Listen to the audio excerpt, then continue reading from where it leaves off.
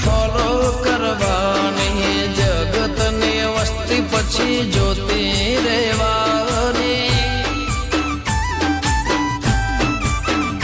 ઓ મુરલી વાળાની વાતો માની લેવાની, એના જેવી દોસ્તી પછી નિભાવી જાણવાની.